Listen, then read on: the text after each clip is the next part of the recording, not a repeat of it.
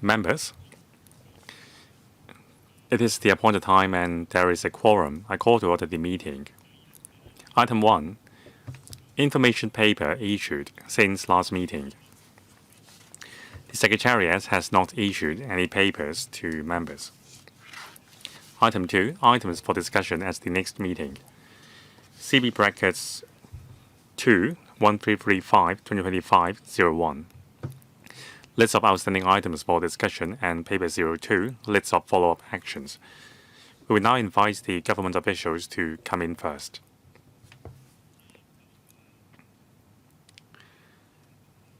Now, the administration has proposed 2 items for the next meeting to be held at 2:30 p.m. on Tuesday, 9th of September. Now, August will be our summer recess. So the next time the meeting will be held at the 9th of September.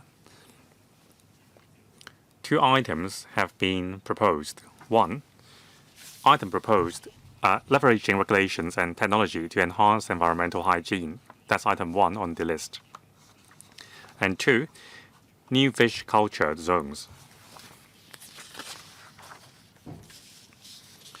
Please note that according to the government's suggestion, when we are discussing the item of leveraging regulations and technology to enhance environmental hygiene, we will also discuss items 4 to 6 on the list. That is, measures to improve environmental hygiene in the community, progress of the government's work on tackling hygiene black spots, rodent control, and cityscape improvements, and implementation and effectiveness of the fixed penalty Public Cleanliness and Obstruction Ordinance, CAP 570. Members, do you have any views on the proposals? There being none, the aforesaid items are confirmed. Item 3, urban farming.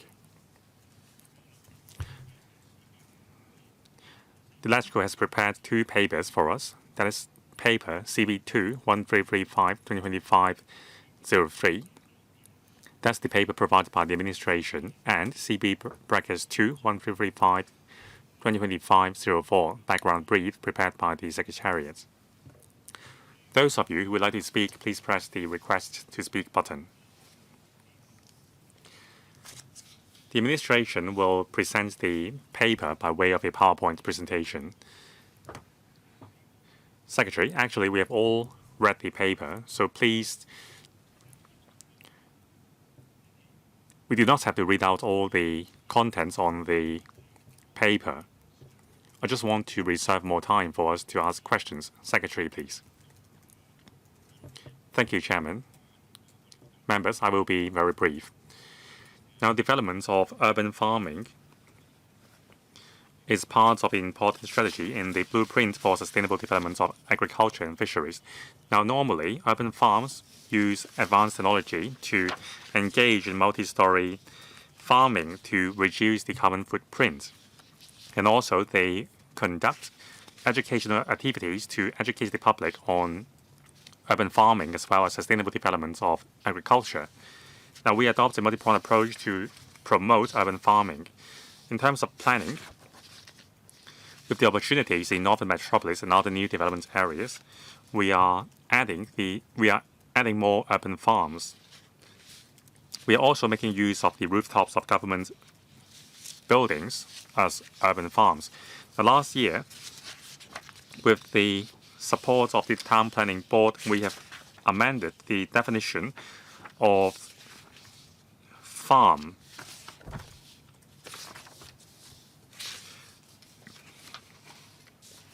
We have changed the definition of terms used in the statutory plan for open space to include urban farm. We are also incorporating urban farming into generalized green framework for the planning of new development areas. We also have a pilot urban farm on the Sai Sha Road Garden. We are also adopting indoor hydroponic technology to produce more vegetables. Now, I'm now going to invite Mr. Patrick Lai, Acting Director for AFC, to walk us through the paper. I will ask him to be brief. Thank you. Now, urban farming is one of the important strategies in the blueprints. Now, urban farms use advanced technology to increase the yield of produce and also achieve urban-rural balance. Now, in many countries, urban farming have been developing swiftly. Now, in Paris, there is a large nature bay in the Paris Expo Porte de Versailles. Now, in the future, Northern Metropolis,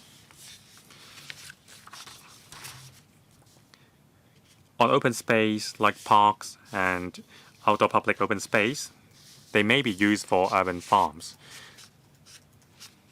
Now, last year, we have amended the definition of terms in the statutory plan for open space to include urban farm.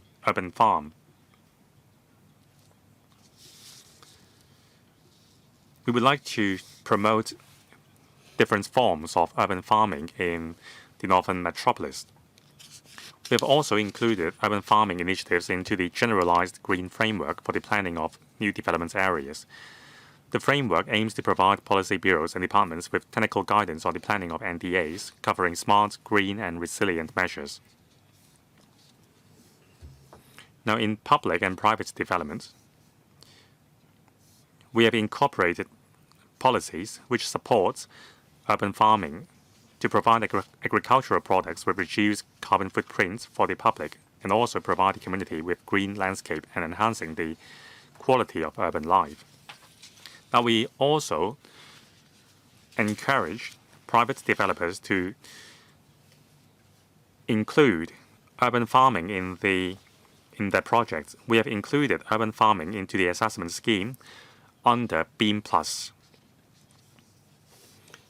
Now, developers may consider including the design of urban farms when planning new private development projects so as to achieve a specific rating under BEAM+, and apply for GFA concessions. We have identified a suitable site in Maongshan to set up the first urban farm pilot projects. Now, we are now carrying out preparatory work. We strive to commence operation of the farming within this year by inviting trade members to start urban farm operation. This will be a guiding example for other urban farms in the market. Now, as the Secretary said, we are going to establish hydroponic farms come stores in our public markets to promote the concept of harvest to sale. Now, the first 2 hydroponic farms come stores will be completed in 2027 and 8 in the Tianshui Public Market and the Kudong North New Public Market. We will provide technical and financial support for the trade. Now, we have the Controlled Environment Hydroponic Research and Development Center and the Tai Lung Experimental Station, which will demonstrate the hydroponic technology and equipment for adoption by farms. We will support research on hydroponic and urban farming techniques. We will also study how we can make the concept of urban farming more attractive to businesses. We will also provide financial support for urban farms through the Sustainable Agricultural Development Fund, or SADF. Now, the AFCD and the Vegetable Marketing Organization has set up the Controlled Environment Hydroponic Research and Development Center. We have developed various species, including watercress and calendula. Now, this is a locally grown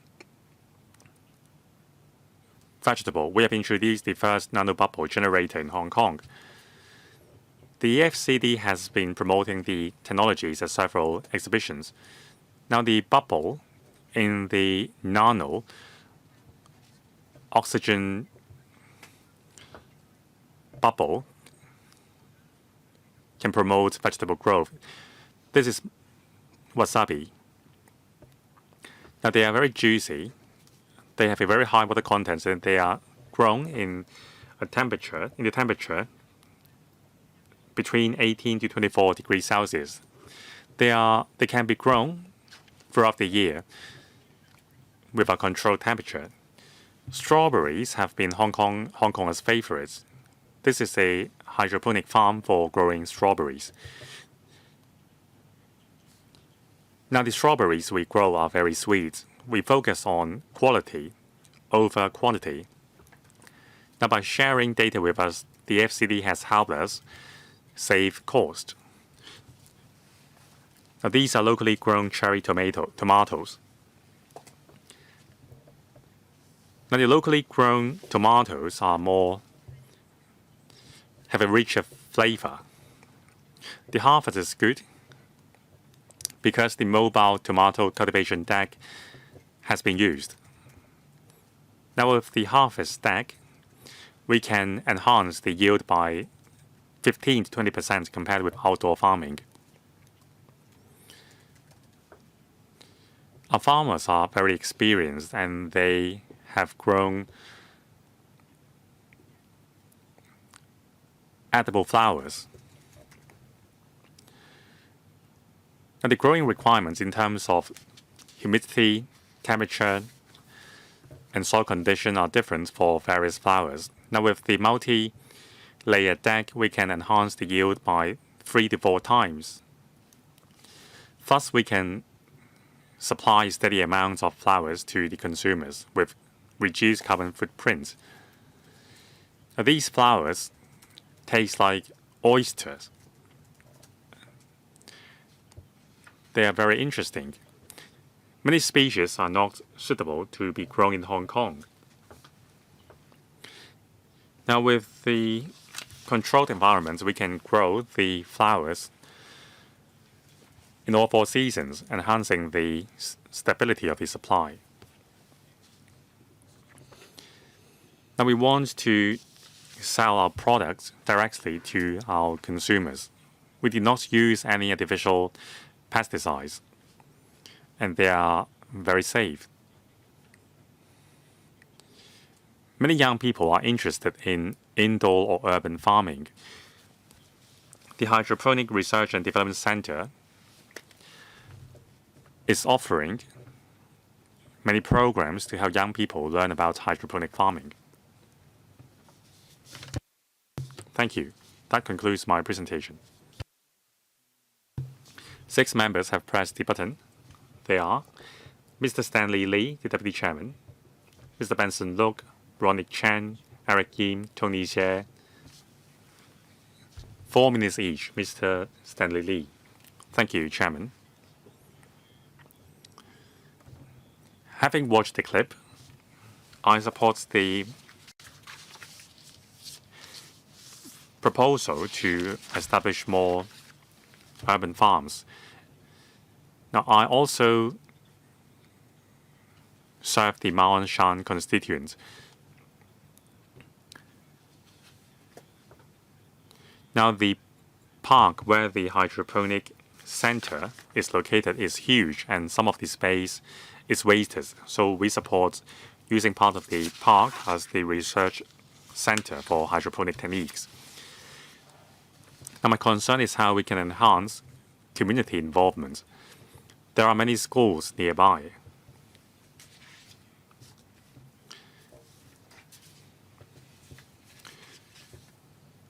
So when there is farming, there will be produces. So where will they go? They will go to the market, and they can be sold in a market nearby in the Zhong'an public market. But some hawkers are worried. I didn't see a lot of hydroponic vegetables being sold, so maybe there can be a separate section for selling the hydroponic produces.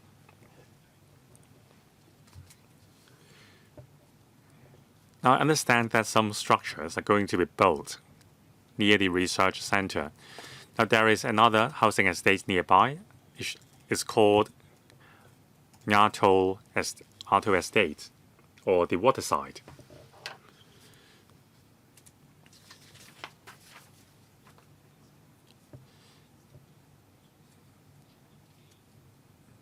Now, for greenhouses, carbon dioxide would be released, and it may heat up the air nearby, so it may give rise to higher temperature in the neighborhood. Thank you, Secretary. I will ask my colleagues to tell you more about the Mount Anshan project. Director. Thank you, Chairman. Thank you, Mr. Lee, for your questions. The first question is on community participation. We implemented the urban farming projects. Community participation is key. We want to bring this concept into the community so that we can better serve the community as well. This will foster a sense of belonging in the community. When it comes to the operation of the project, we will require the operator to organize docent tours or guide tours. Then the members of the public will learn more about the operation of the project. Schools will also be invited to take part in the program. Say for STEM courses, STEM projects, schools will participate in these programs as well. We will organize docent tours, guide tours. This is like precision agriculture. Through different nutrients, there will be different results across a wide spectrum of products. We will continue to deepen the proposal floated by members. We will also engage the support of district councillors. When it comes to harvest to sale,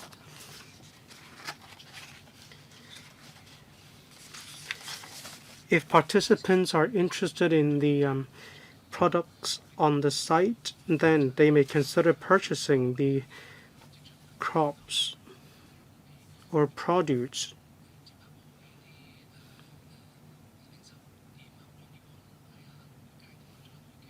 At the next stage, we may make it possible for retailers to directly source vegetables from these sites.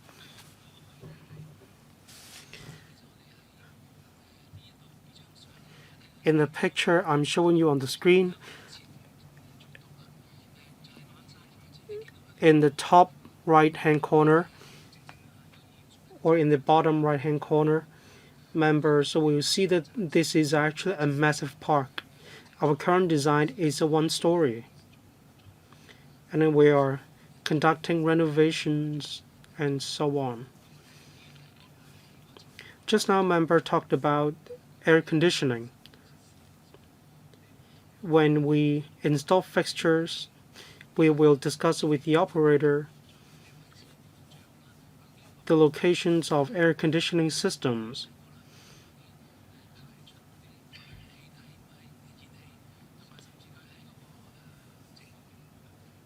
We will take into account the outlet or inlet of exhaust.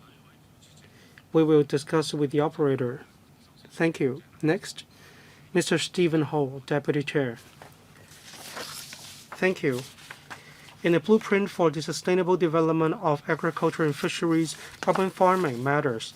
2 decades ago, the government resumed land and made compensations. But when it comes to long-term sustainable development, environmental protection, food, we need to incorporate these concepts.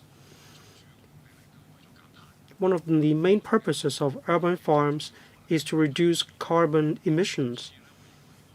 We also need to help farmers with re-employment. Reducing carbon emissions is good to the environment.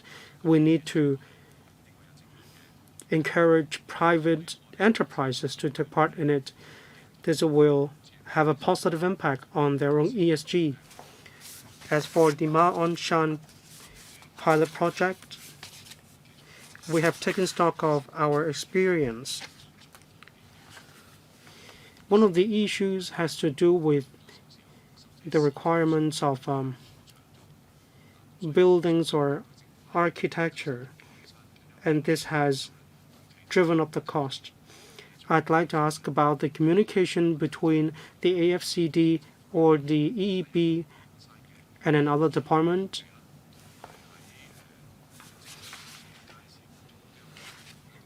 There are 2 public markets that will implement harvest to sale. It is easier for you to implement these projects as they are within the government. But what about projects involving the private sector? What are the difficulties you may identify?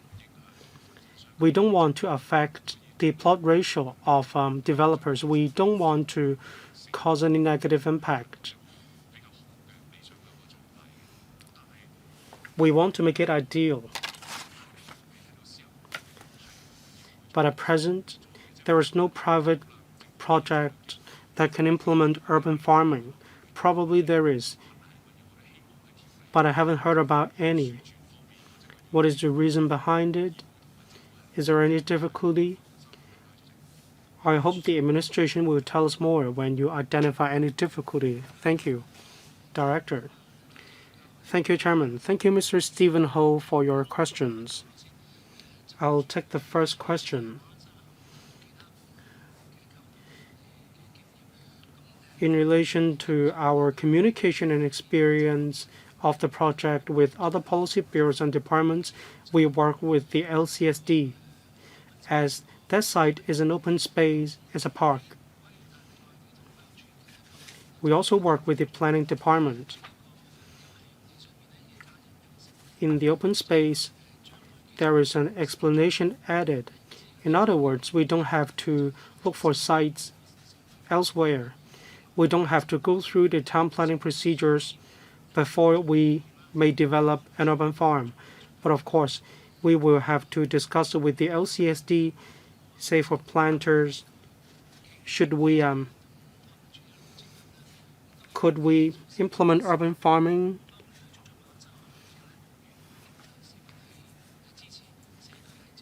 After the rollout of the Mount Anshan project, when the community accepts this project, I believe it won't be difficult for us to identify more sites to implement the same concept together with the LCSD. We also work with the Buildings Department. It oversees urban development, building management, and so on. We need to comply with the buildings management ordinances. In other words, we need to submit plans, and on the site of the construction process, there needs to be a registered contractor. All these might be complicated procedures, and we have already submitted a plan, and the building department has already green-lighted the plan. The structure is rather simple.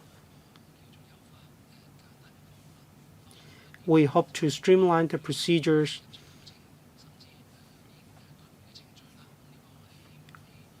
or even we want to have exemptions in order to reduce the time of construction as well as the cost of construction. Then the project will be more attractive. When it comes to looking for private developers, we have identified the first site, that is in the park in Mount Anshan. Next, public market. When it comes to rooftops of private buildings, we want to use the system of BIM+. When we have a higher rating of BIM+, there could be an incentive in relation to plot ratio. This will make it possible for us to implement the project on the rooftops of private buildings. Thank you. Next member, Mr. Benson Look. Thank you, Chairman. The strategy of urban farming was mentioned quite extensively in the blueprint for the sustainable development of agriculture and fisheries. Regarding Mount Anshan Saisha Road Garden, in the document, I can see that within this year, it is expected that it will be commissioned, and the Shatin District Council also supports the project. I have read the relevant papers. Community activities, the first benefit, more learning space, second benefit, and fresh and high-quality produce for the community. That is the third benefit, a total of 3 benefits. these produce will be sold within the site. I'd like to know the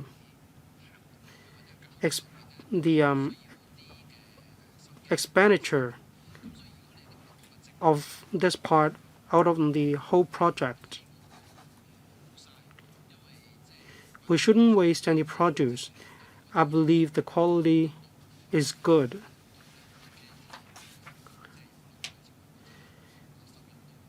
But if the produce cannot be sold out, there would be issues of waste. Earlier on, we talked about having a brand for local agriculture and fisheries products. As for the products of urban farming, is it possible to include these type of products in the scheme as well? We may not be competing on prices, but the quality is very good. Is it possible to add a category of urban farming products? And we will also be promoting the concept of harvest to sale. In 2 new public markets, we're going to implement this concept, that is harvest to sale. The vacancy rate of public markets is quite high. Is it possible to coordinate, say, hydroponic projects could be moved onto one floor? We may also bring footfall to the new public markets with the new concept of harvest to sale. Say these stores may take up stores positions alternatively.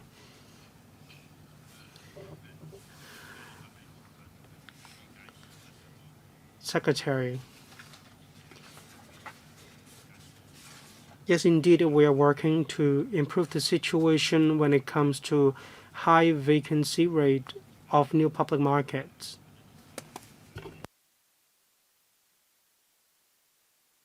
We are conducting reviews.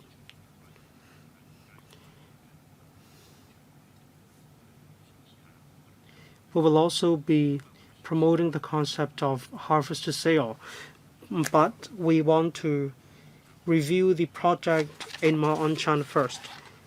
Say the business receipt, they will this finding will help us to take stock of our experience. When it comes to harvest to sale, will the profits be sufficient to support the operation of this concept? Apart from selling vegetables and agriculture products, I believe there will also be docent tours, and this will bring revenue as well.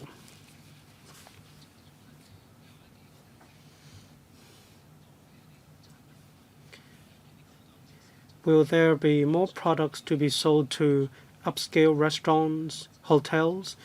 I believe this will hinge on the actual operation or the actual situation. We have already started inviting tenders. There are people expressing interest in this project. They are practitioners of hydroponic, but then they also have other sites.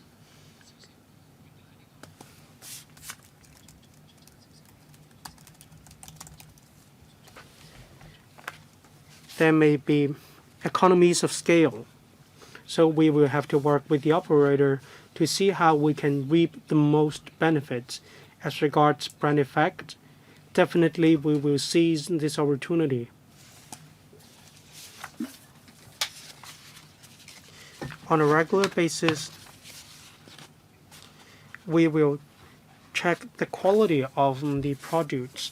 When they meet our requirements, we will add them to the brand. Thank you. Next, Mr. Rodnick Chan. Thank you, Chairman.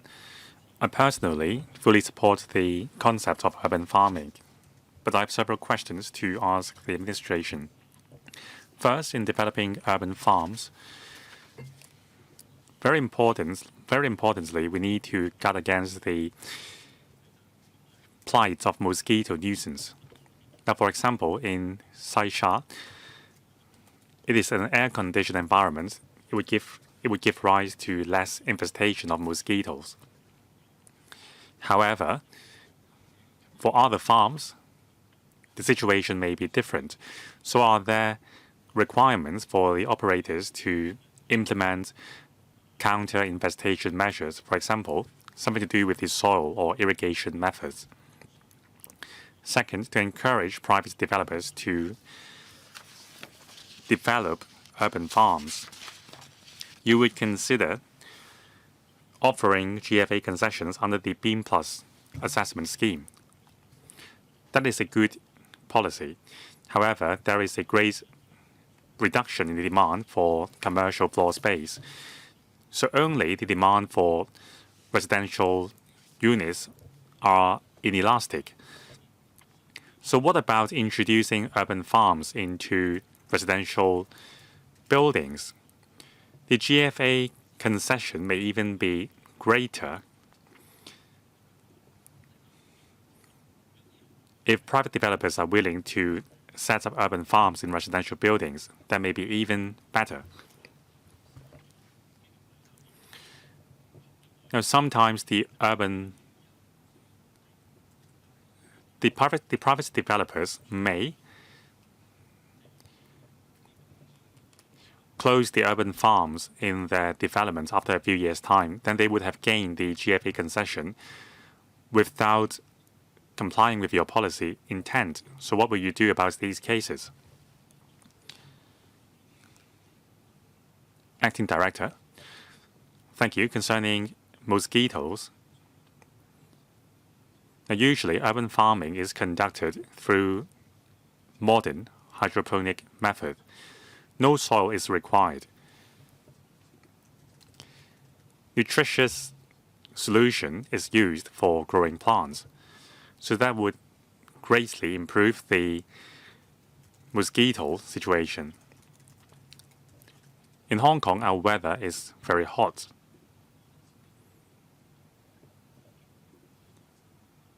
Now, for example, the operation in Ma On Shan, that's an indoor hydroponic farm. It is an indoor establishment with temperature control. So that would also improve the mosquito situation as well. Now, about establishing modern urban farms in residential buildings, I don't have the information at hand to answer this question now, but I will study the matter after the meeting. Now, for commercial building, according to the town planning ordinance, when there are greening and urban farming is allowed. But can the same be said for residential buildings? Well, I believe we have to study it. Now, concerning GFA concession under Beam Plus, we would consult the expert group on the Beam Plus comprising architects. Now, what if the private developers close the urban farms after getting the GFA concession?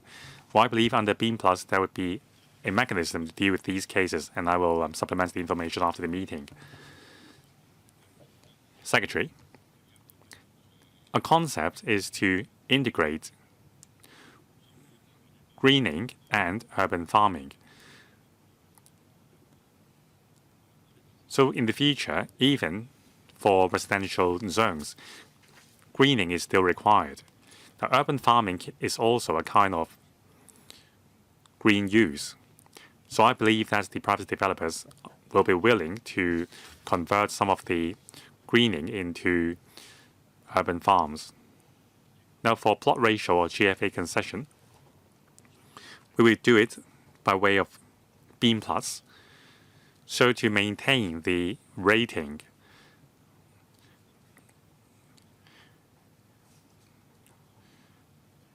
the developers will have to maintain the current level of effort. Otherwise, the rating would be lowered. Mr. Yim Kong, thank you. In August last year, there was a media report, about the Happy Farm in Shenzhen. Now, citizens of Shenzhen could use a hectare of land to conduct farming. Now, that was a concept of shared community farming introduced by the Kunming government. And there was a per capita allocation of farmland.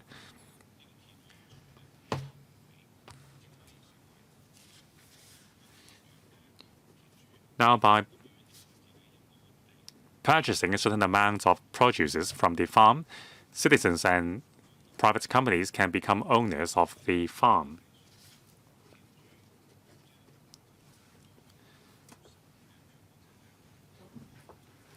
In that way, the residents and private companies can enjoy the farming process from sowing to harvest. Now, when the Guangming Happy Farm was launched, many people, as well as private enterprises, applied for a plot of farmland. They demonstrated their social responsibility through participation in the scheme. So does the government have a plan to launch urban farms under the public-private model and make available part of the farms to the public so that Hong Konger can feel the joy of being a farmer? So 1 hectare for each person in Hong Kong. Secretary? Well, I will defer the question to the acting director.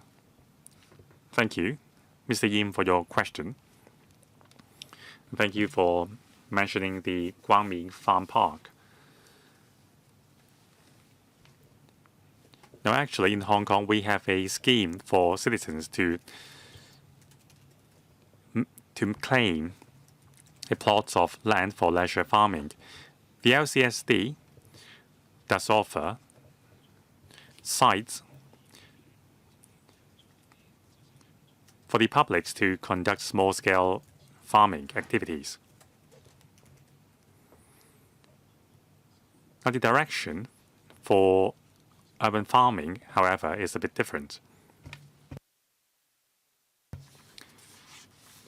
The goal is to modernize agricultural activities as part of our modern economy to ensure sustainable growth of the agricultural industry, as well as providing fresh produces for the public's enjoyment. So the policy direction is a bit different from the case mentioned by Mr. Yim. Now, in Hong Kong, the government would coordinate the efforts. After identifying a suitable site, we would put the site up for tender for the industry to bid. Now, besides hydroponic farmers, there are also private enterprises which are interested in the tender. The produces can be then sold at various commercial venues.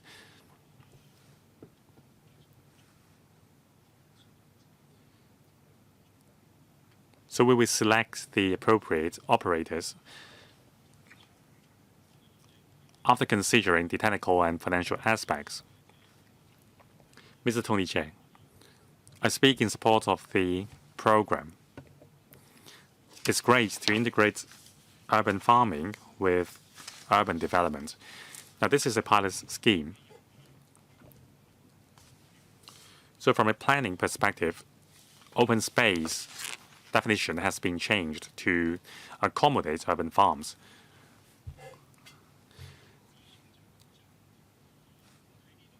Now, if the idea proves to be effective, in the future, we may have a modern farming industry in Hong Kong. So in terms of planning, land lease is important, and also the approval from the building department is also important. Now, it seems that the government is taking the lead here.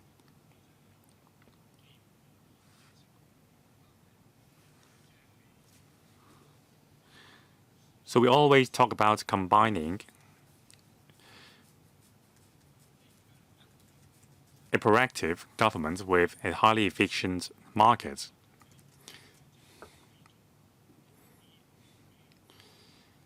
So now we have more vacant commercial floor spaces in Hong Kong. So maybe those spaces can be turned into urban farms.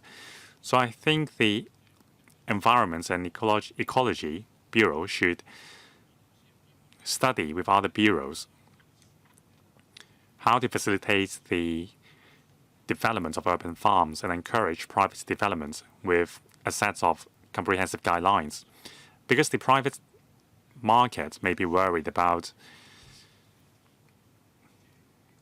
not being able to comply with the requirements and wasting time. Now, I think the government has been relaxing the restrictions. For example, there is the Agri-Enjoy scheme. So I hope the government would be more proactive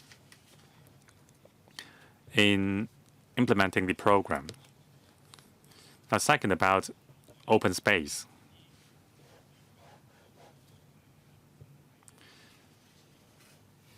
Now, actually, there are lots of green belt zones under private ownership. So for suitable sites, can we allow the owner to use the green belt sites for urban farms? Now, actually, there is already a very high green ratio with our country parks, so maybe we can relax the rules.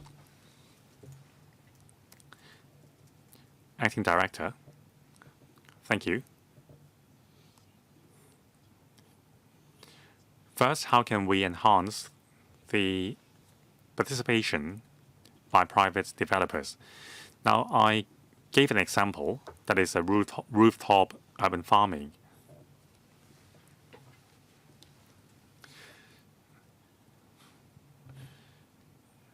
Now, actually, there are quite a number of green belt zones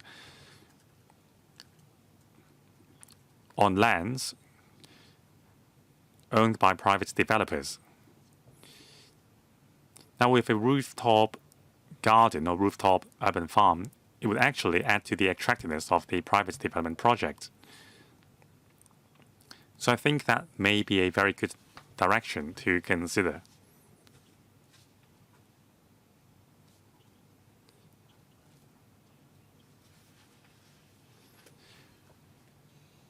Now, of course, it would be great if the idea of rooftop urban farming would bring profit for the private developers.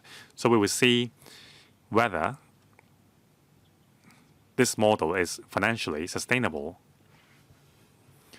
Now, what about building urban farms on greenbelt zones?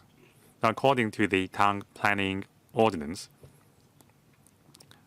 agricultural activities are a permitted use on greenbelt zones.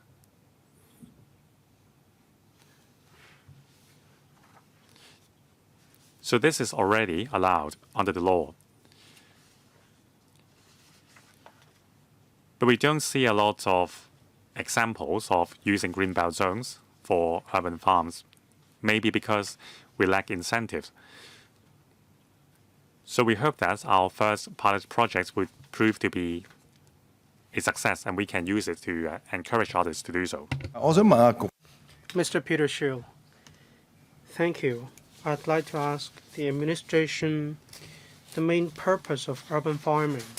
You want to reduce carbon emissions by promoting greening in the community as well as providing better experience for citizens in Hong Kong.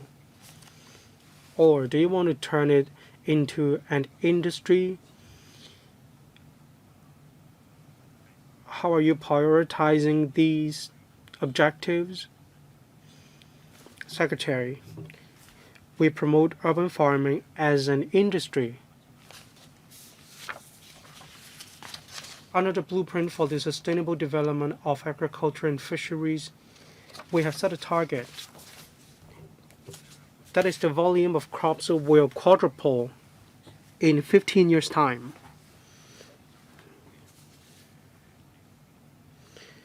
Agriculture can definitely help us to achieve this goal.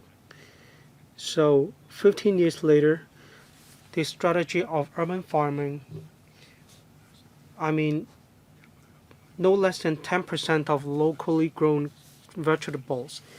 We are a densely populated city.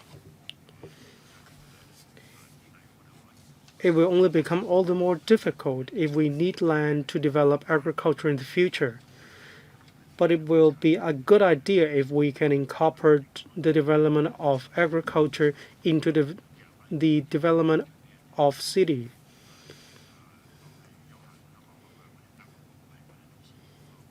Urban farming is different from leisurely farming.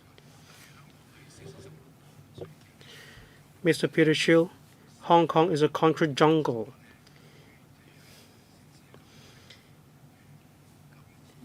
Definitely, it's a good idea to implement urban farming in Hong Kong.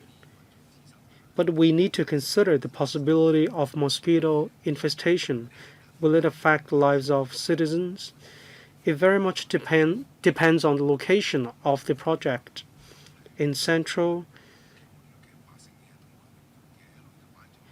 actually about 80% of the rooftops are left idle. They aren't put to good use. If we could make better use of rooftops of many buildings in Hong Kong without causing problems such as water leakage, I believe this would definitely be beneficial to the air quality in Hong Kong. Rooftops belong to private owners or the owners' corporations. You may consider how to work with different OCs. You may gauge their interest. Is it possible to implement urban farming? Will it be a profitable project? Well, we have to wait and see, but the overall direction is positive. And in response, Secretary, I thank member for his suggestion. As I said, we are considering the possibility of implementing these projects on rooftops by way of Beam Plus, for instance. Whether it will become an industry in the long run, profits are a very important factor. 20 seconds left. Let me add something. Well, I wish you good luck. Hydroponic vegetables, well, rentals, expensive. Manpower costs, high as well. You may import laborers to help us with this industry. Then you can turn it into an industry indeed. I'm not sure if the rooftops of private buildings will be charging rentals in the future. But anyway, everyone wants you to succeed.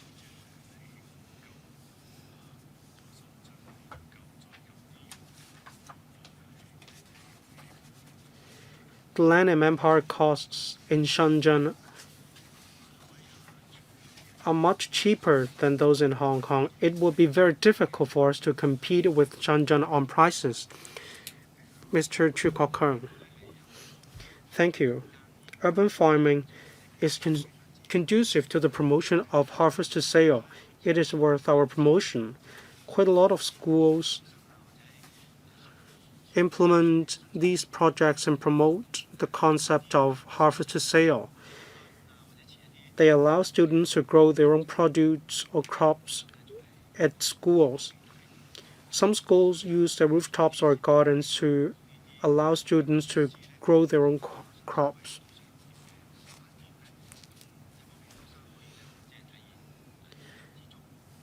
Is it possible to launch pilot projects for students to make good use of different places to implement the concept of urban farming?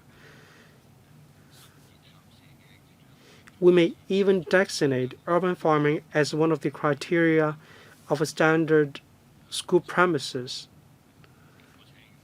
Will the Secretary consider my proposals? I will give the floor to my colleagues. Thank you. I thank Mr. Zhu for your proposals. As we mentioned in the papers, or as the Secretary just now said, the purpose of urban farming is to turn it into an economic activity. This will ensure the sustainable development of agriculture and fisheries in Hong Kong. So when we are looking for operators to operate urban farms, we look for operators that have the relevant experience. We want these operators to be able to operate on a self-financing basis, but then we hope these operators may make profits as well. Just now, Chairman mentioned the difficulty about high costs. We rent premises to operators at reasonable rentals. They don't have to necessarily go to industrial buildings. The rents in Ma On Shan are on the low side. That's what makes the projects competitive. But I do agree with Mr. Zhu. How can we encourage students to partake in these programs? That's exactly why we require operators to organize guided tours. We want members of the public to have a better understanding of produce, crops, and so on. We want them to know this is a modern, high-end process. I believe students will have keen interest in these projects. This is a great step towards modernizing this industry. When it comes to the operation at school, it very much depends on the practice adopted by schools. But if we are to turn it into a brand, there's still a lot of work that we have to do. We need to ensure the quality of the produce. That's why I'm afraid schools may not be able to meet these requirements. That's why we still need to have discussions with schools. But then we welcome the participation of schools. Mr. Chu, schools actually have the conditions to do so. They don't have to pay rents. Teachers may patiently teach their students. Teachers will also be conducting experiments patiently with students. Well, perhaps you may discuss it with the Education Bureau. Is it possible to allow schools to implement these projects on the rooftops of school buildings? This will enable students to have first-hand experience. Thank you. Next, Ms. Judy Chen. Thank you, Chairman. I agree with urban farming. I'm glad to see this new project in Ma On Shan. I hope it will be successful. Just now, Mr. Chu talked about schools. Yes, indeed, schools do have the conditions to do so. It is possible to have hydroponic facilities at schools. That's why it dawns on me that we are facing a low birth rate. Some schools are on the brink of closure. Is it possible to turn vacant school premises into urban farms for operators to operate urban farms? Well, different policy bureaus may compete for these vacant school premises. Well, before developers construct buildings, is it possible to use these vacant sites to implement hydroponic farming, to implement urban farming? I understand operation may be difficult, but if we could make better use of these space, then it's quite a good concept. In Belcher's Bay,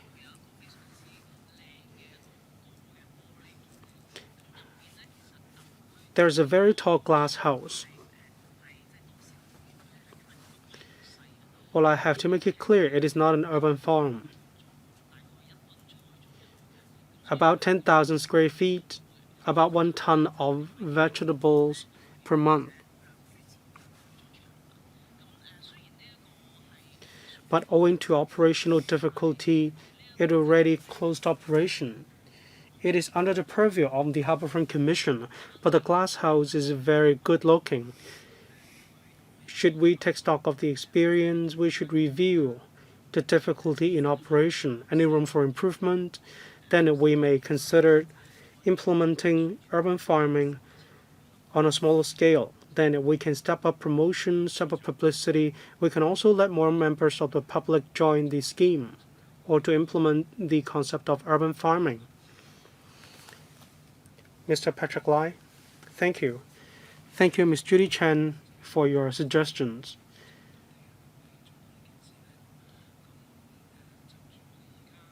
Can we look for vacant school premises to implement the project? At present, the policy objective is to look for open space. We want to look for areas that match well with greenbelt areas. We want members of the public to have a taste of urban farming when they go to parks in Hong Kong. That's why these locations are prime locations. As I said just now, when the first project is well received, we may discuss it with the relevant policy bureaus. Then we will have already accumulated first-hand experience. Then discussion will be easier and faster.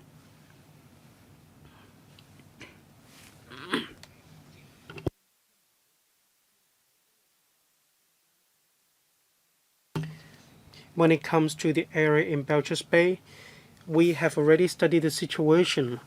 We do agree it's a great pity.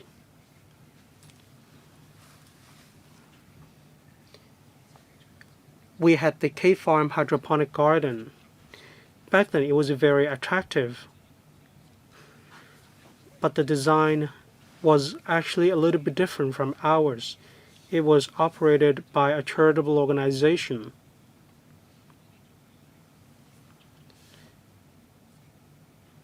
Therefore, in its operation, the sale of the products, the planning was different. That's why, or that's probably why it couldn't be sustainable in the future.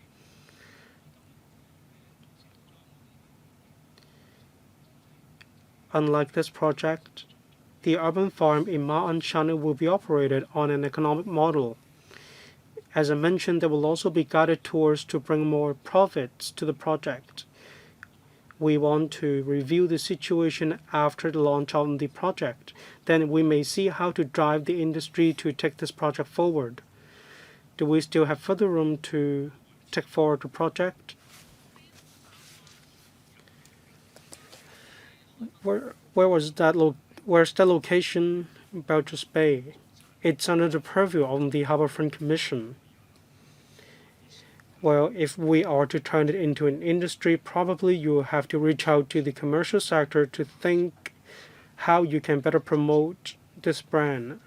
You need to create a brand effect. Otherwise, it'd be very difficult to turn it into an industry.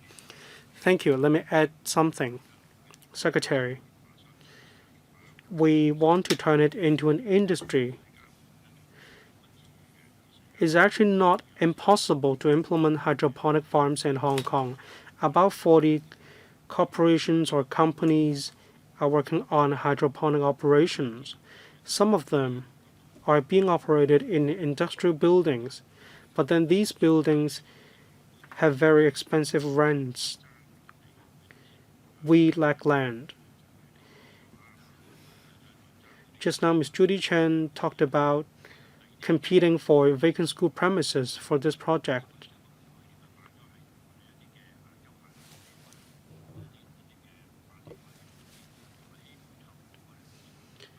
We want to encourage new buildings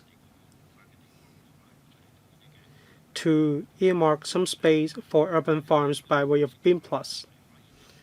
Through this method, we don't have to compete for land with others. This is actually an old practice. This new practice allows us to reduce the operational costs. But of course, we'll put it to a test first. If it is successful, we'll consider promoting it on a massive scale. True, we need to make sure it is profitable, otherwise it'd be difficult to expand the scale. Thank you. Next, Rebecca Chen. Thank you, Chairman. I applaud the government, including the Secretary for Environment and Ecology and the AFCD. You have done a lot to help farmers, and you are promoting the idea of urban farming. So your objective is to make urban farming an industry. It is a commercial activity. So we can't say we have urban farming in the city when there are scattered patches of urban farms. The most important part is that you have to establish a supply chain. From urban farms to harvest to table, there must be a comprehensive supply chain. Now, there is a hydroponic farm in Saisao Road Park in Maongshan. Well, both the FEHD and the AFCD are under the purview of the EB. So public wet markets are also under your management. Now, in other panels, we have been raising the concern of the high vacancy rate in public markets. Now, you can simply transform the upper floors of those public markets into hydroponic produce stores.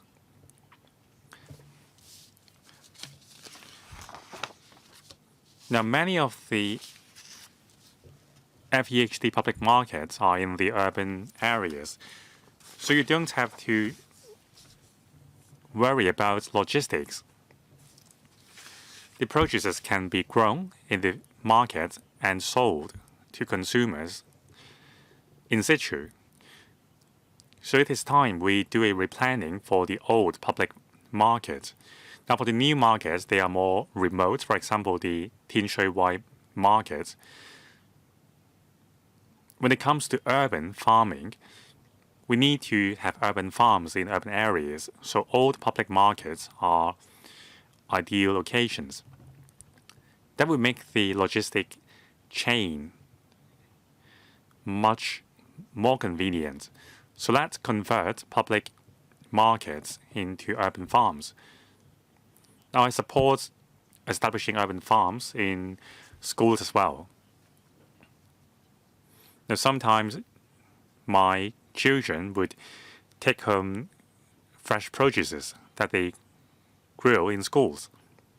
So that would be a very good education program. So my points are public markets converted into urban farms and also the supply chains.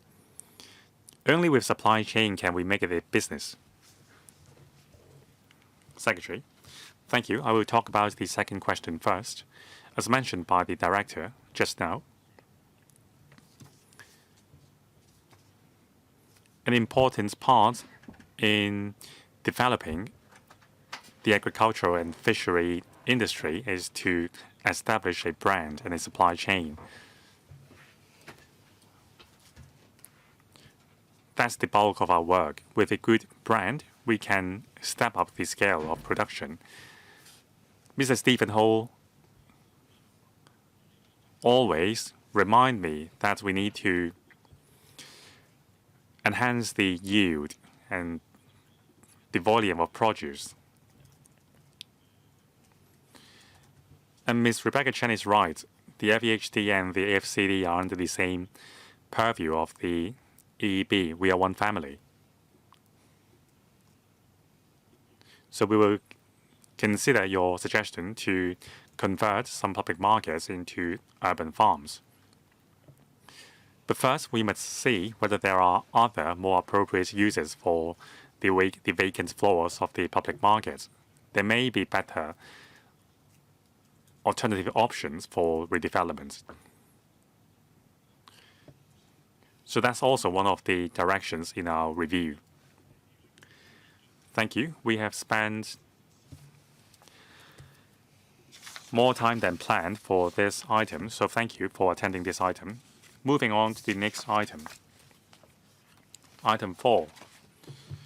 Progress of the second Hong Kong Total Diet Study. That's paper CB brackets 2 1335 2025 05. That's the paper provided by the administration and paper number 06, background brief prepared by the Secretariat. We will now invite the government officials to come in, so please press the button now if you want to speak. We welcome the Undersecretary as well as Ms. Diane Wong, as well as Dr. Terence Cheung, consultant for Center for Food Safety.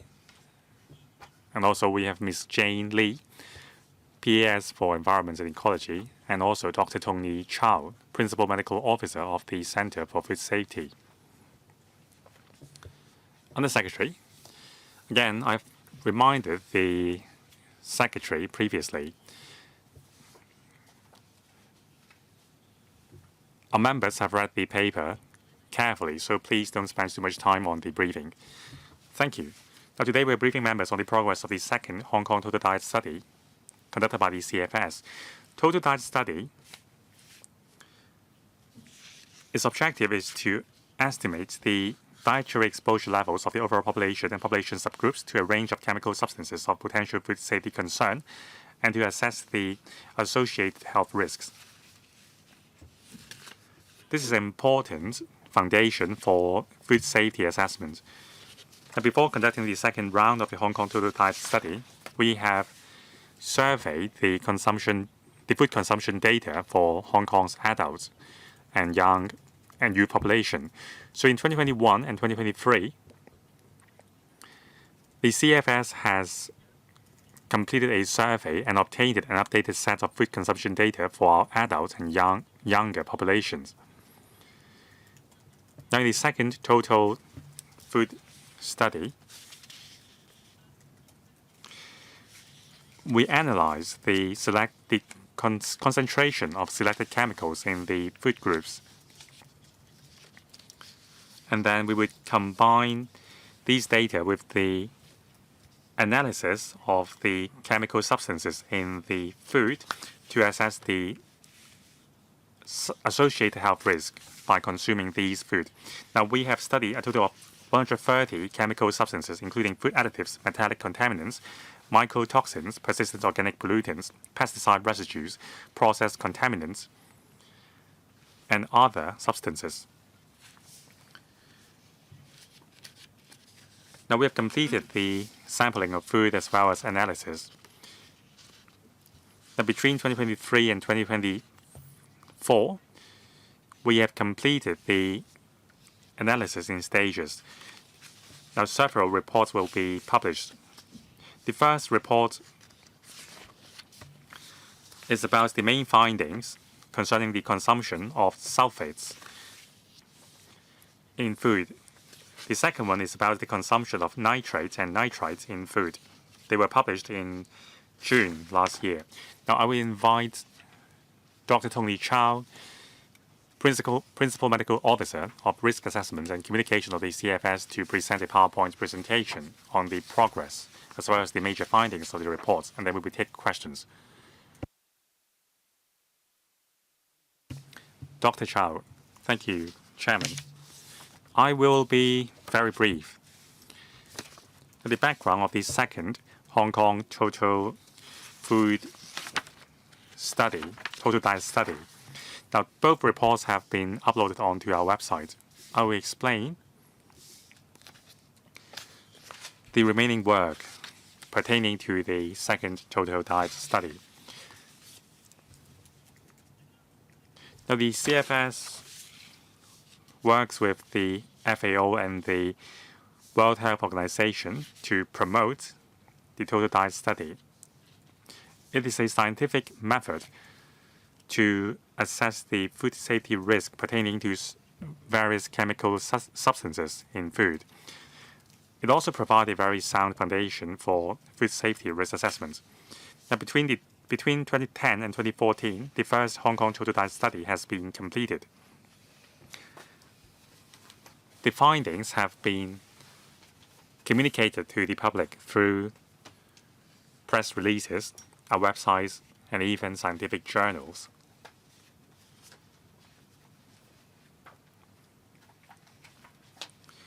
Now, for the second Hong Kong total diet study, the planning work started in year 2021. We have consulted the expert committee on food safety on the direction of the study, and this committee has expressed the support for it. Now, this is a complete list of the methodologies used. Simply put, we would analyze various chemical substances in food, for example, food additives, metallic contaminants, mycotoxins, persistent organic pollutants, pesticide residues, process contaminants, and so on. There are 187 food items in 15 food groups. They are all representative food items. Now, between February and 2023 and January 2024, we have collected 2,244 individual samples for analysis. Now, testing needs time, so we attached priority to different food. Now, for chemicals which are prone to decay, we would test them first. As I said, the results would be published in phases. Results have been uploaded onto our website, and we have published the situation on scientific journal. And also, we are a collaborating center for risk analysis of chemicals in food with the WHO. So we will share the findings with GEMS Food, that's WHO Global Environment Monitoring System, Food Contamination Monitoring and Assessment Program. Now, some findings from the second study. First, sulfites.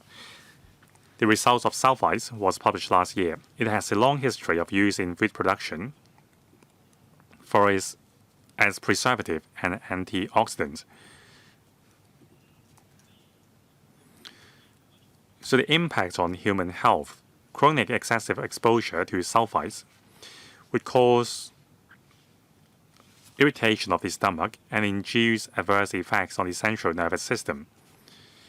Now, for those with allergic conditions to sulfites, it may give rise to contraction, to bronchoconstriction, and asthmatic conditions.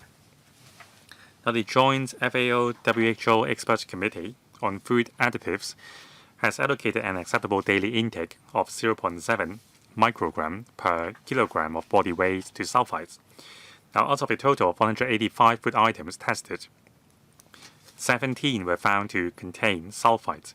Now, dried fruits were detected with the highest mean concentration of sulfites, that is 240 microgram per kilogram, followed by button mushrooms, red and white wine, and preserved vegetables, some 20 to 30 microgram per kilograms.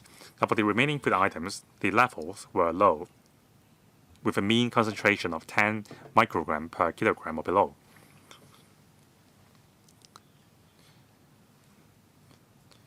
Now, from the consumption level, we can project the estimated dietary exposure. So these are the consumption level of adults and youth. The level is low. Now, for the adult population, the intake level ranged from 1.5% to 5.3% and 3.0% to 7.9%. Now, it is believed that sulfite has a low health concern for our population. As I said, sulfites are also used for preserving food, so we will remind the trade to comply with the maximum level allowable for sulfites according to the Food and Drugs Preservatives in Food Regulation. And also, the labeling requirements should be complied with under the Food and Drugs Composition and Labeling Regulations CAP 132W. We urge the public to pay attention to the list of ingredients on food labels to see whether the products contain sulfites, especially when you are allergic to the chemical. When it comes to the second report on nitrate and nitrite, in the environment that commonly exist, they are chemicals and they play very important roles, and they are found to be of highest concentration in leafy vegetables. Nitrate and nitrite are produced in the process. Of course, they could be used as food additives and preservatives. Nitrate isn't toxic in nature, but it could be converted to nitrite, which may oxidize hemoglobin and reduce oxygen carrying capacity. As for nitrite, it may contribute to the formation of carcinogenic and nitrosyl compounds. Some vegetables may contain nitrate, but there are other substances, say antioxidants such as vitamin C. This will suppress the transformation from nitrite to N-nitrosyl compounds. The ADI for nitrate is 1.05 to 9.4 milligrams per kg per day, whereas the ADI for nitrite is 0.07 milligram. Of 187 food items tested, nitrate was detected in 182. In vegetables and their products, they had the highest mean nitrate concentration at 690 milligrams per kg. For adults and younger population, most of them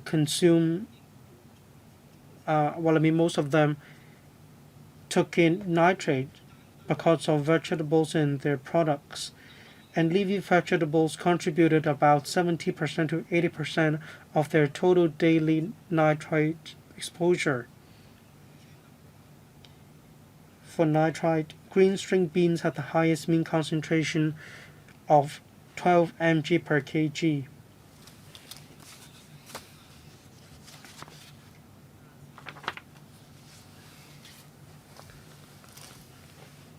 On this table, we can see the consumption or intake of nitrate and nitrite.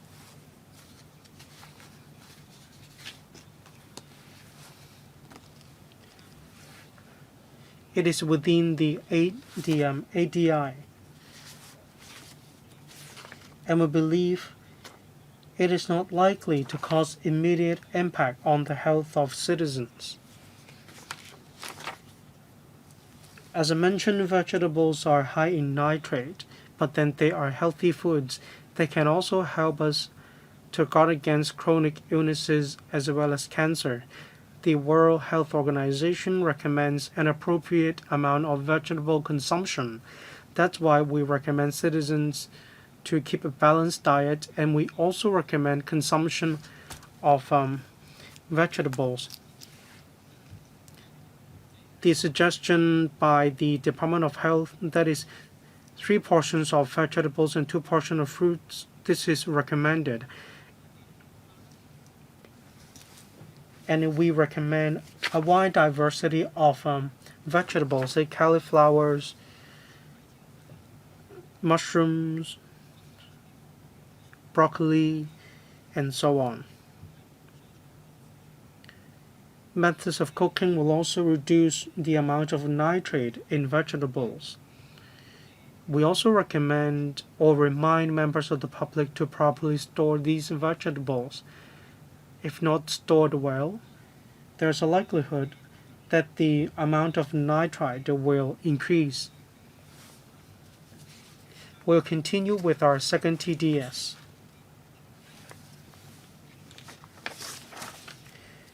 And there will also be reports on pesticide residues, mycotoxins, metallic contaminants, and so on.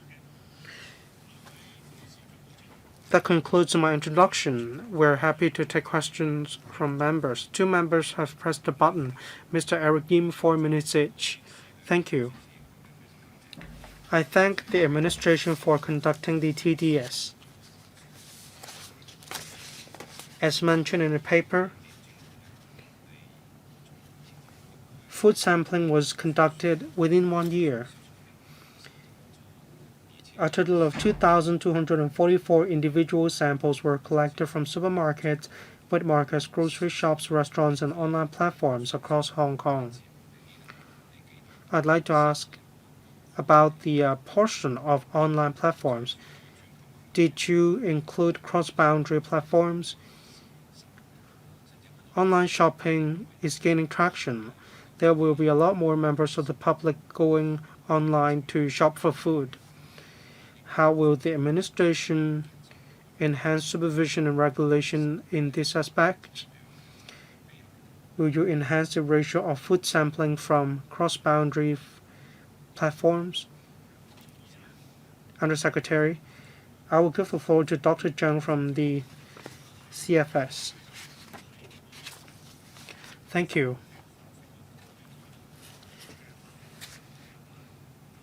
We take a look at the dietary exposure assessments of the public. As we mentioned, we covered online platforms as well. We don't have any breakdown as we just wanted to gauge the amount of substances of different foods. When it comes to the CFS, we did conduct food sampling, such as food bought from online platforms, food bought from across the boundary, and so on. But in relation to the TDS, we want to assess the dietary exposure assessments. That's why we don't pay particular attention to the sources of food. We don't have such analyses. Well, is it possible for the place where crops are grown affect the figures? Say we may have Dongguan grown crops and we also have Yunlong grown crops. We have taken time into consideration. In other words, pollutants, amounts of chemicals, we have taken them into consideration. However, I fail to see the such findings in your report. Well, we didn't have any breakdown of individual districts. That wasn't our focus. We took into account the study across different districts. We didn't separate one district from another.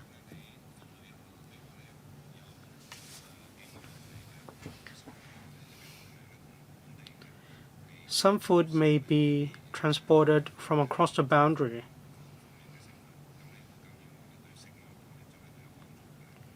You need to conduct analyses, and this will help with food safety in Hong Kong. I'd like to know how this will benefit food safety in Hong Kong. Well, as I mentioned, there are other schemes to monitor the amount of different chemicals, metals in these food. This TDS is aimed at engaging the dietary exposure of chemicals among members of the public. We aren't comparing the food in one district with that in other districts. That is not our main purpose. Thank you. Next member, Mr. Tong Li-Tse. Thank you.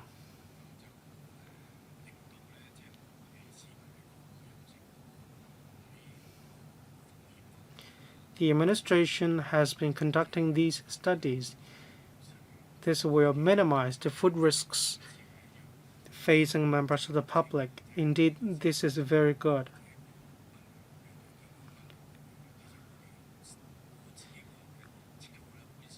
Members of the public, like me, don't know a lot about these chemicals or negative impacts on their health. After experts interpret these results, suggestions have been made to brief members of the public on what to do. Publicity matters. You need to let members of the public know what they should do.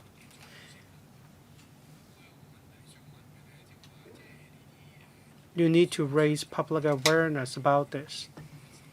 On the last occasion, between 2010 and 2014, this time around the second TDS from 2023 to 2026. I'd like to know the philosophy behind the announcement of the findings. As I understand, in some other districts, the duration of the study is shorter.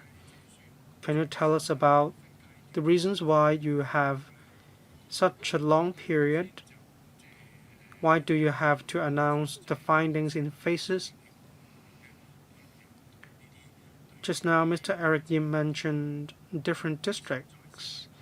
He said there could be differences when food came from different districts, but basically you conducted food sampling.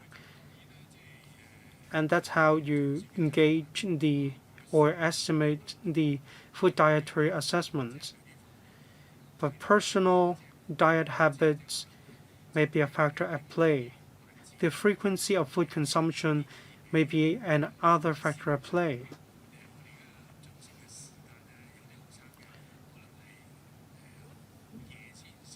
For young people, they may eat late at night, or they may eat a lot of food within a short period of time. All these are factors at play. So how will the government raise public awareness about the time of eating? Well, this is not directly related to the TDS. That is the topic in discussion today. Dr. Zhang, any response? Just now, Mr. Tong Li-Tse talked about promotion. Yes, we agree. We need to step up promotion. We announced the findings of the first report, and we held a media briefing as well.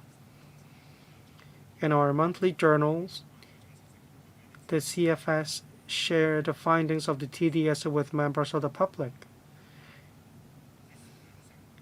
When it comes to the announcement of the findings by phases,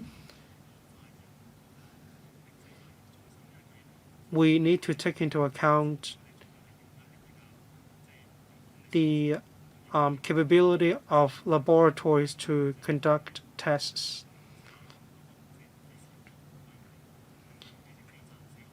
The fact that tests are conducted or experiments are conducted at different times may impact on the announcement of the results.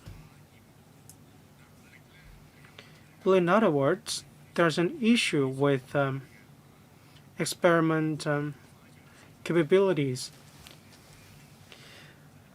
Well, as you can see, there are a total of 130 types of substances that we need to conduct experiments on, and we do need to accord priorities to some substances. There's a limit when it comes to the capacity of laboratories. That's why we need to accord different priorities to substances according to the stability of them. And we also need to accord priorities to the compilation of reports. Now, I think this is very important. In Singapore, they would have completed the study in a span of 2 years. Well, I think that's not fair to make this comparison. The question you are asking is not the scope of this report. If you have any complaints, you may file a complaint with the Ombudsman. Ms. Judy Chan. Just a moment. Dr. Chow?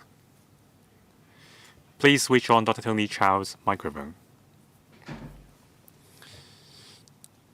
Whether there would be an effect on the results.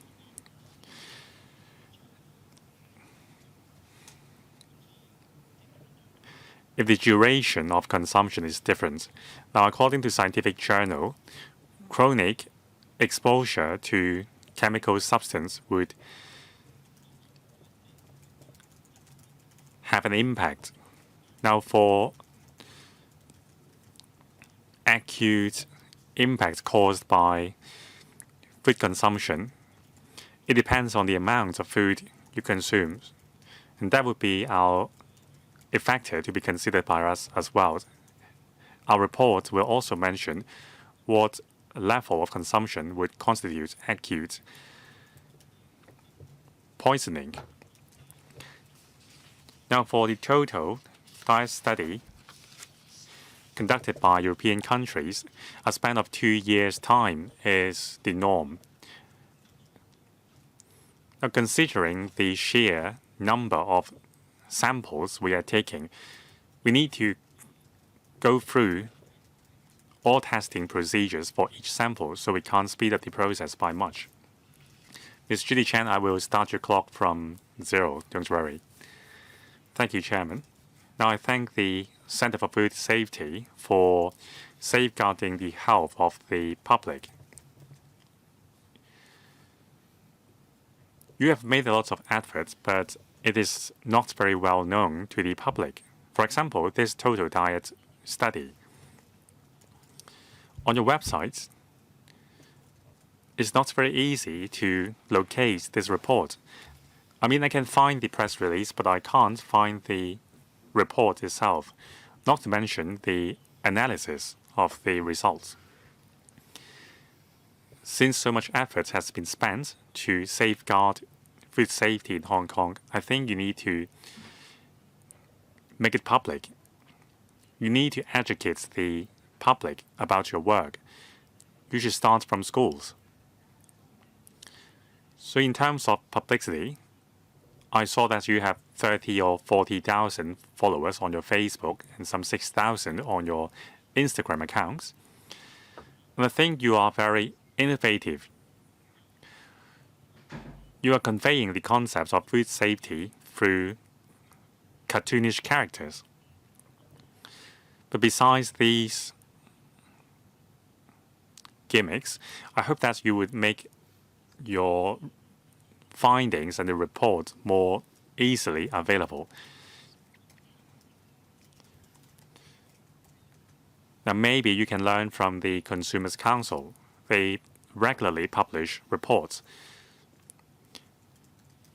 Now, your scale of publicity may not be as huge as the Consumer Council, but just let the public know that there is a regular total diet study being conducted in Hong Kong. Any reply from the administration? Dr. Terence Cheung. Thank you, Ms. Judy Chan, for your suggestions. We will work harder on publicity. On our website, there is a dedicated page for the total diet study, but we will try to make it more convenient. Any follow-up questions? I'm still finding the page. No more questions. So if there are no more questions, I will say a few words and then end this item. Of course, I'm not opposed to the total diet study. But having read the report and listened to your summary, as Mr. Tony Jie said just now, we have a hard time following and understanding the figures. I don't know what I should do, what my takeaway should be from the data. So besides publicity,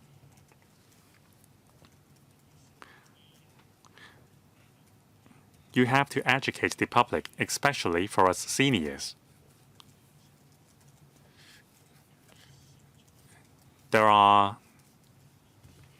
allowable exposure for adults and the younger population. So you're telling me cauliflowers, broccoli, melons, these are something that I like to eat. I like eating organic watermelons, but now you're telling me that I shouldn't eat so much. And you say there are contaminants in the vegetable, but then you say it is okay because vegetable can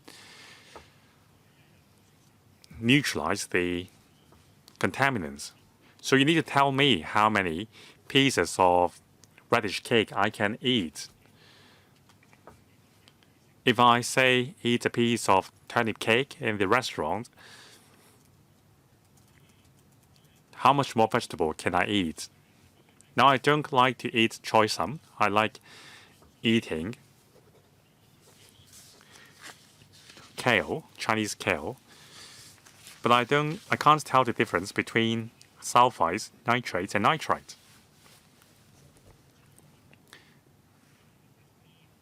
So your recommendation should be more than just asking us to have a balanced diet. You need to tell us what kind of food we shouldn't eat excessively because there are certain substances in them. And also, you have to define what excessive means.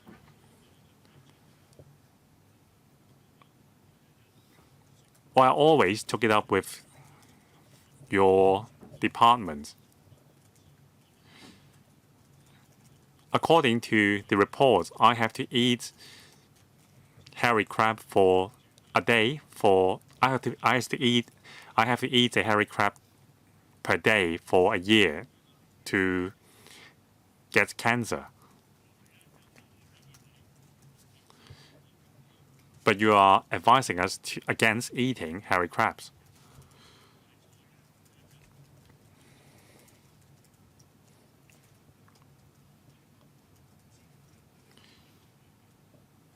So you can tell me how much I can eat. So please make the full use of the figure you have arrived at. Help us laymen understand what food we have to be careful about and what's the maximum amount we can eat per day.